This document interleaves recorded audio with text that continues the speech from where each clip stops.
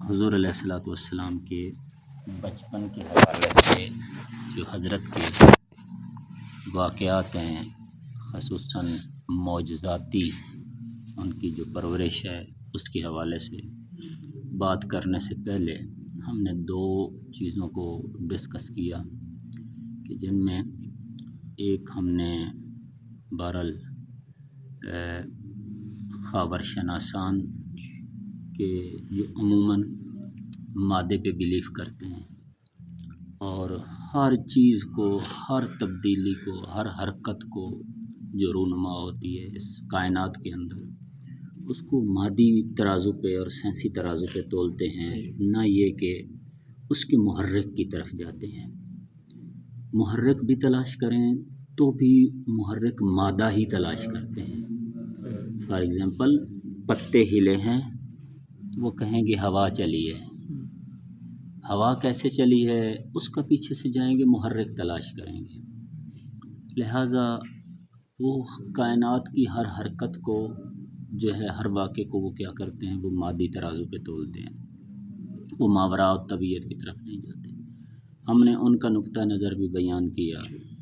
اچھا، پھر ان لوگوں کا نقطہ نظر بھی بیان کیا کہ جو خدا پرست ہیں، کہ وہ کائنات کی ہر حرکت کو کیا کرتے ہیں، وہ نسبت دیتے ہیں ماوراء طبیعت کے ساتھ، اور وہ کہتے ہیں کہ جہان مادہ در حقیقت مخلوق ہے کہ جو ایک غیر مادی ذات نے خلق کیا ہے جس کو۔ تو اسی تناظر میں دونوں کی مثالیں بھی ہم نے پیش کی، دونوں کے نقطہ نظر بھی ہم نے پیش کیے، تاکہ آگے چل کر ہم پیغمبر گرامی اسلام کی جو بچپن ہے اور اس میں رونما ہونے والے معجزات ہیں، اور حضور کے وجود سے جو برکتیں مختلف مقامات پہ آئی ہیں، چاہے وہ حضرت حلیمہ کا گھر تھا یا کوئی اور جگہ، تاکہ ہم ان کو ڈسکس کر سکیں، اور خصوصاً خاور شناسان کو یہ بات باور کروانے میں اور یقین دلوانے میں۔ خاور شناسان سے مراد ایتھیسٹ بھی آپ کہہ سکتے ہیں۔ ایتھیسٹ کبھی وہی ہوتا ہے کہ وہ کسی خدا کے قائل نہیں ہوتے، وہ مادہ پرست ہوتے ہیں۔ تو ان کو ہم یہ بات سمجھانے میں کامیاب ہو جائیں۔ البتہ ہم تو اپنی تاریخ پڑھ رہے ہیں، تاریخ اسلام پڑھ رہے ہیں، ہمارا کسی کے ساتھ کوئی مناظرہ وغیرہ یا اس طرح کی وہ نہیں ہے۔ ہم تو اپنے بچوں کو پڑھا رہے ہیں تاریخ اسلام کے، تاریخ اس رسول خدا کیا ہے۔ نقطہ نظر ہے وہ مورخین کا نقطہ نظر جو ہے، وہ حضور کے بچپن کے حوالے سے پڑھیں گے کہ اور حضور علیہ الصلوۃ والسلام کے بارے میں مورخین کیا کہتے ہیں۔ بعض مورخین یہ کہتے ہیں کہ از قول حلیمہ، جو مورخین جنہوں نے بہرحال حضور علیہ الصلوۃ والسلام کی سیرت لکھی ہے اور تاریخ لکھی ہے، وہ یہ کہتے ہیں کہ جب حلیمہ سعدیہ کو یہ بچہ ملا تو حلیمہ سعدیہ کا مسئلہ یہ تھا کہ ان کے ایک طرف دودھ تھا، دوسری طرف دودھ نہ تھا، ٹھیک ہے۔ لہٰذا جو دودھ تھا ان کے بائیں جانب، بائیں اس میں تھا، ہاں، لیکن جب وہ کہتی ہیں کہ میں نے بایاں جہاں پہ میرا دودھ تھا، بایاں پستان بچے کے منہ میں ڈالا تو بچے نے اس کو قبول نہیں کیا، اس نے زیادہ جو ہے اپنا رجحان دائیں طرف کیا، کہتی دائیں طرف تو دودھ میرا تھا ہی نہیں، ٹھیک ہے۔ تو جب بچے کا بار بار میں نے اصرار دیکھا کہ بچہ اس طرف رخ کرتا ہے، تو میں نے جو ہے کیا کیا، میں نے دایاں پستان بچے کے منہ میں دے دیا، کہ حالانکہ ادھر دودھ نہ تھا۔ دردہان میں جب سے بچے دار ہو رہی تھی، جب سے میرا بچہ آتا تھا، کبھی بھی میں نے نہیں دیکھا کہ میرے دائیں پستان میں کبھی دودھ آیا، ہمیشہ بائیں میں ہوتا تھا، یہ خشک و خشک تھا۔ لیکن جب بچے کا میں نے دیکھا کہ بچہ چاہتا ہے کہ اس طرف، تو میں نے ایسے ہی بچے کی تسلی کے لیے اپنا پستان اس کے منہ میں دے دی، جیسے ہی میں نے دیا، یعنی وہ چیزیں اب جو ہم مقدمہ بنا کے لے آئے تھے نا پچھلا، یہ معجزہ ہے نا، کہ جیسے ہی میں نے اپنا پستان راست اس کی شکم میں دیا، ان کے دہن میں دیا، تو کیا ہوا، فوراً جیسے میرے دودھ کی نہر چل گئی اس طرف، اور میرے جو رگیں خشک تھی اور جن میں دودھ نہیں آتا تھا وہ دودھ سے بھر گئی ہیں۔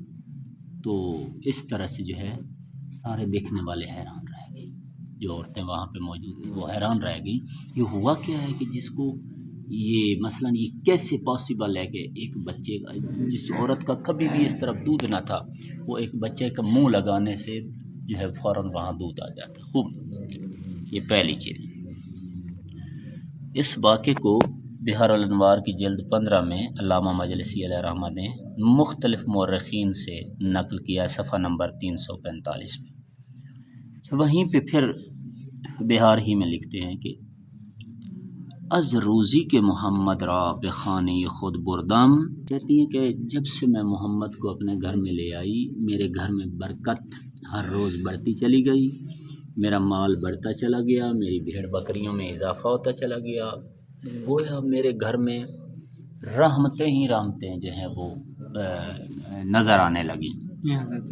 حضرت حلیمہ فرماتی ہیں، یہ مناقب ابن شہر یعشوب میں یہ دوسرا واقعہ ہے۔ مناقب اہل شہر یعشوب ہماری کتاب ہے۔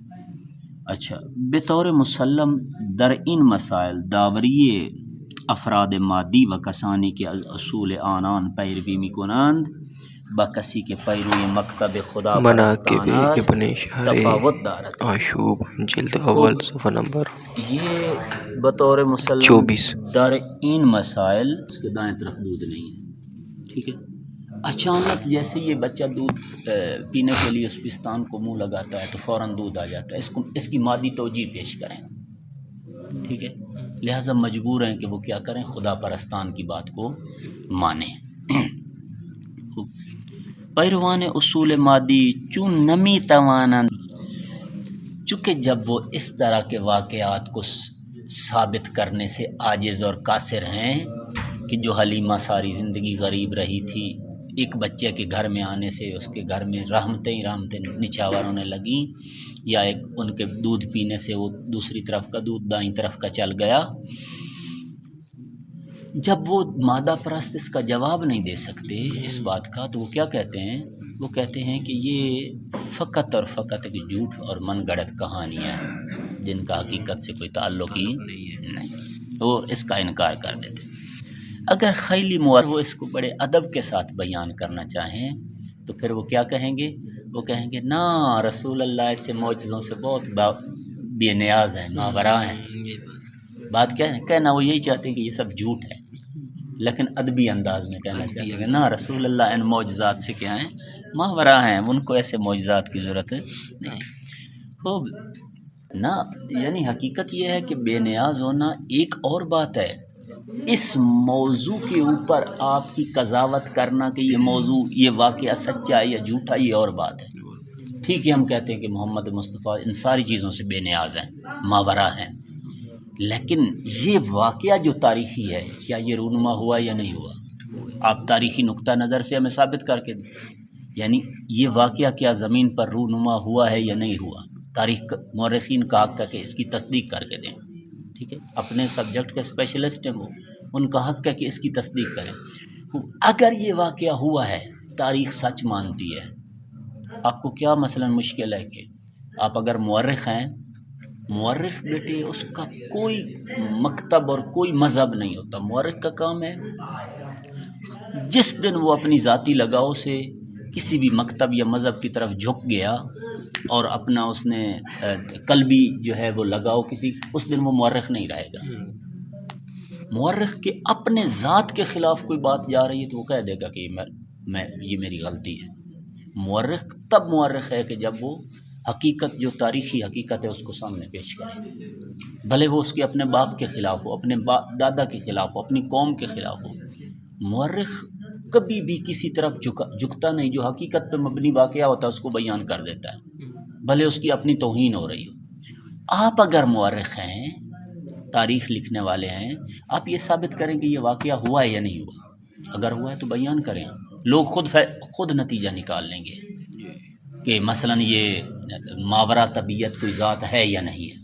آپ فقط واقعہ بیان کر دیں، لوگ خود نتیجہ نکال لیں گے کہ کوئی ذات ایسی ہے کہ جو اس نظام مادہ کو کنٹرول کرتی ہے اور خشک پستان کے اندر جو ہے دودھ کی نہر چلا دیتی ہے، ٹھیک ہے، یہ فیصلہ لوگ خود کر لیں گے، آپ فقط واقعہ بیان کریں، ٹھیک ہے نا۔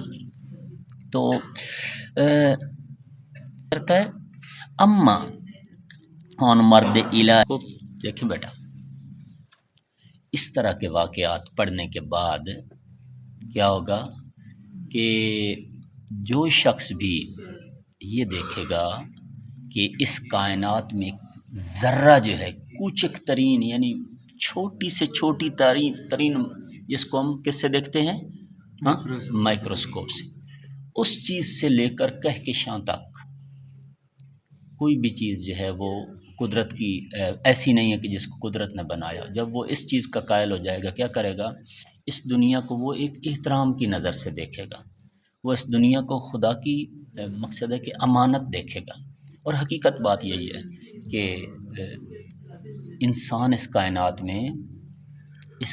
میں کیا ہے، اس کائنات میں مہمان ہے. مہمان کیا ہوتا ہے بیٹے، کسی کے گھر میں کوئی مہمان جائے تو کیا وہ وہاں پہ ڈنڈا اٹھا کے گھر کی ہر شے توڑنے لگ جاتا ہے؟ یا نہ، مہمان کے لیے گھر کی چیزیں حاضر ہوتی ہیں، بستر سونے کے لیے ہوتا ہے، باتھ روم جو ہے نہانے دھونے کے لیے ہوتا ہے، برتن کھانے پینے کے لیے ہوتے ہیں. اچھا، لیکن اس کا مطلب یہ نہیں کہ مہمان جو ہے اس کو ڈسٹرائے کرنے لگ جائے، تباہ کرنے لگ. جب تک آپ مہمان استفادہ کریں، جب آپ واپس جائیں گے وہ اس کا گھر جیسے تھا آپ اسے ویسے رہنے دیں. انسان اس کائنات میں مہمان ہے. یہ کائنات اللہ تبارک و تعالیٰ کی ملکیت ہے. ٹھیک ہے، آپ اس کو ڈسٹرائے نہیں کر سکتے، نہ میں کر سکتا ہوں. کیوں؟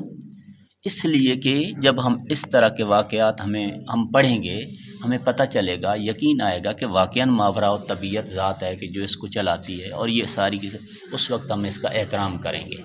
ٹھیک ہے، کائنات کا احترام. اچھا، اگر احترام نہ بھی کریں، لیکن ہمیں یہ پتہ ہے کہ ایک ماوراء طبیعت ذات ہے کہ جو اس کی اگر احترام نہ بھی کریں تب بھی ہم کیا کریں گے، تب بھی ہم ان کو ضائع نہیں کریں گے.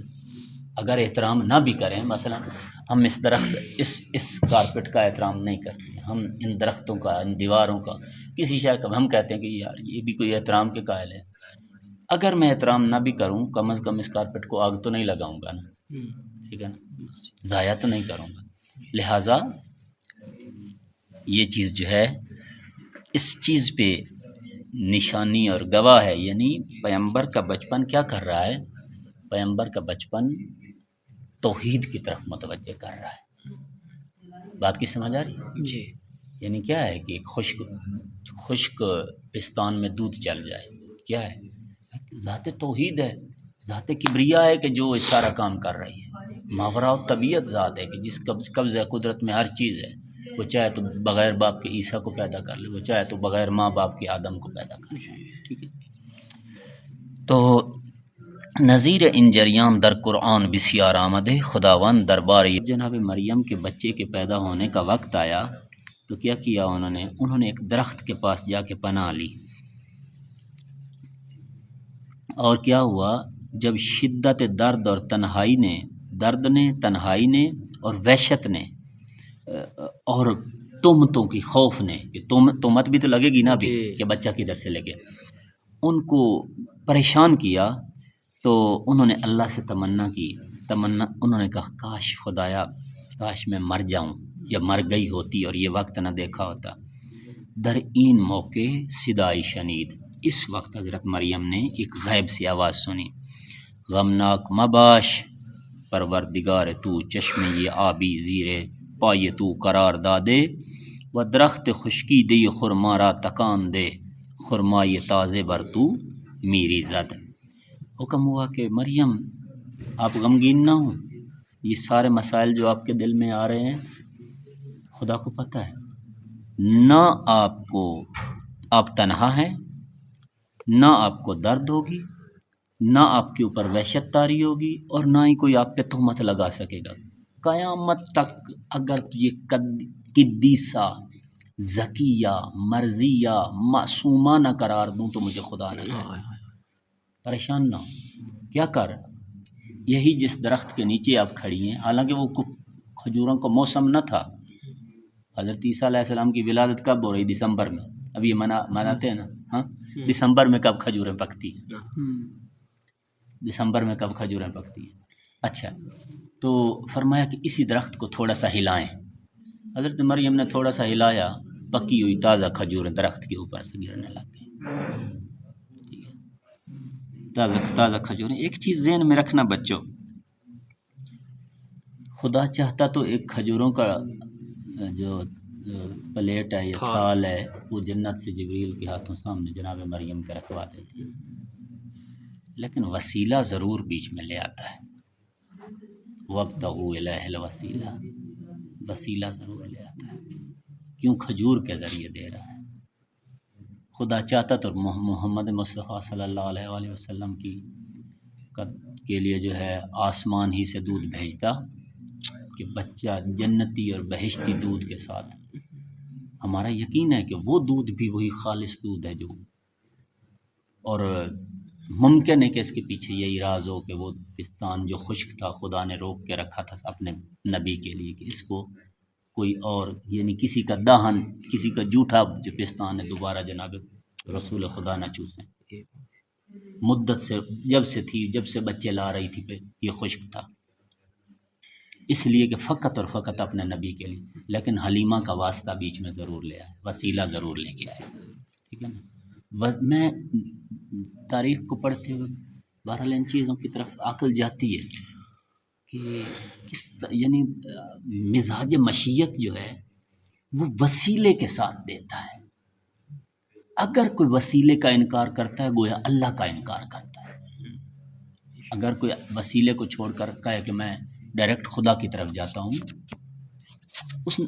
خدا نے کہا ہے کہ جھوٹ نہ بول، یہ جھوٹ بول کے پیسے کما کے رائے خدا میں خرچ کرتا قبول ہے؟ خدا کی بات کو ابلیس عزازیل یہی کہہ رہا تھا کہ تجھے سجدہ کرتا ہوں، تو لائے کیسے؟ خدا نے فرمایا خبردار، تو میری بات نہیں مانتا، تیرے سجدے کا مجھے کیا مثلا کیا فائدہ ہے؟ اگر تو میرا ساجد ہے تو میرا حکم مان. لیکن یہاں پہ آج کل بہت سارے ابلیس نما ساجد موجود ہیں، اللہ کو سجدہ کرتے ہیں لیکن سوشل لائف میں اللہ کی بات نہیں مانتے. اللہ نے روکا ہے جس سے اس سے نہیں رکتے. خوب آگے بڑھتے ہیں بیٹا. تو کیا ہے بیٹے، اگرچہ میان مریم و حلیمے از نظر مقام و ملکات، ہم مانتے ہیں کہ حضرت مریم سلام اللہ علیہ اور حضرت حلیمہ کا مقام برابر نہیں ہے. مریم خداوند متعال نے ان کے نام پہ قرآن مجید میں سورت نازل کیا ہے. ٹھیک ہے، ان کی طہارت کا قصید خوان، ان کی عصمت کا قصید خوان، ان کے مقام و مرتبے کا قصید خوان خود قرآن ہے. ٹھیک ہے، تو حضرت حلیمہ کا وہ مقام نہیں ہے. لیکن دوسری طرف دیکھیں تو پروردگار عالم نے اس نوزاد کی وجہ سے، اس بچے کی وجہ سے کہ جو حضرت حلیمہ کے گھر میں آیا ہے اور ان کے پاس ہے، حضرت حلیمہ کا مقام بھی بلند کر دیا. ٹھیک ہے، حضرت حلیمہ کا مقام بھی بلند کر دیا. کس کی وجہ سے؟ اس بچے کی وجہ سے. اور اس کو ایسا کرنا اس کے لیے مشکل نہیں ہے. جو حضرت مریم کو دے سکتا ہے وہ حضرت حلیمہ کو نہیں دے سکتا ہے. کہ جس کی آغوش میں سید المرسلین جو فخر عیسیٰ ہیں. رات بھی مولانا صاحب پڑھ رہے تھے کہ علامہ اقبال نے فرمایا کہ مریم از یک نسبت عیسیٰ عزیز، از سے نسبت حضرت زہرا عزیز. کہ جناب زہرا جو ہیں، مریم کی ایک نسبت ہے کہ وہ عیسیٰ کی ماں ہے. جناب زہرا کی 3 نسبتیں ہیں کہ وہ حسنین کریمین کی ماں ہے، وہ علی بادشاہ کی زوجہ ہیں، وہ مصطفیٰ کی بیٹی ہے. اس سے نسبت حضرت زہرا عزیز، مطلب یہ ہے کہ عیسیٰ رسول خدا کا امتی بن کے آئے گا. جو فخر عیسیٰ ہے اس کے وجود کی برکت سے اگر اللہ تبارک و تعالی جناب حلیمہ کے گھر میں برکت نازل کر دے اور ان کے وجود میں برکت نازل کر دے کہ ان کا دودھ چل پڑے، کہتے ہیں کہ یہ بعید نہیں ہے بات. تم مریم کو مانتے ہو کہ بغیر بچے باپ، ادھر کیوں نہیں مانتے؟ مان لو اس بات کو بھی. ٹھیک ہے، لہذا وہ انکار کر دیتے ہیں. تو مادر قرآن درجید میں ہم نے کیا ہے؟ درباری مریم مطالب دیگری نیز می خونیم. اچھا، فقط وہ ایک بات تھی جو عیسیٰ علیہ السلام کو جنم دینے والی ہے، اور وہاں کے واقعات کے بغیر موسم کی کھجور کے دانے اوپر سے کھجور سے گرنے لگے جب جناب مریم نے درخت کو تھوڑا سا ہلایا حکم خدا سے، سارا کچھ کہتے وہ ایک واقعہ، اور بہت سارے واقعات ہیں۔ مثلا ایک واقعہ قرآن یہ لکھتا ہے، کلما، جب کبھی بھی زکریا علیہ السلام جناب مریم کے پاس آتے، دیکھتے کہ مریم سلام اللہ علیہ کے پاس بہشت کے کھانے آئے پڑے ہیں، یہ بہشت کے کھانے آئے، تو جناب زکریا پوچھتے مریم یہ کدھر سے آئے ہیں؟ تو جناب مریم فرماتی کہ ہوا من عند اللہ، یہ اللہ کی طرف سے ہے، سب کچھ اللہ تبارک و تعالیٰ کی طرف سے ہے۔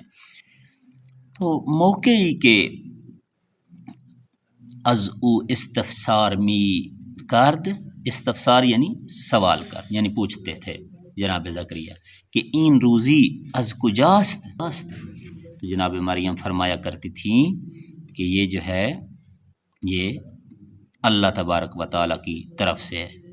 یہ سارا واقعہ سورہ آل عمران میں آیت نمبر 23 کے اندر ہے کہ یہ جناب مریم کا کے پاس جو رزق آتا تھا آسمان سے، آیت نمبر 23 میں۔ اچھا، روی این اساس ما نباید در صحت این نو کرامت ہا تردید کنیم و آنہا را بعید بے شماریم۔ پس یہ واقعات جو ہم نے قرآن مجید سے پڑھے ہیں، تاریخ سے دیکھے ہیں، ان کو ملحوظ خاطر رکھتے ہوئے ہمیں، چاہے ہم خبر شناس مورخ ہیں یا خدا پرست مورخ ہیں، ہمیں بے شک آپ نہ مانیں خدا کو، وہ علیحدہ بات ہے، مورخ کی حیثیت سے آپ کو یہ واقعات بیان کرنے ہوں گے، اور جب آپ یہ واقعات بیان کریں گے تو اس وقت کیا ہوگا؟ اس وقت خود بخود ایک چیز آپ کے تحت شعور میں آ جائے گی، اور وہ ذات خدا ہے، اور وہ ذات خدا ہے۔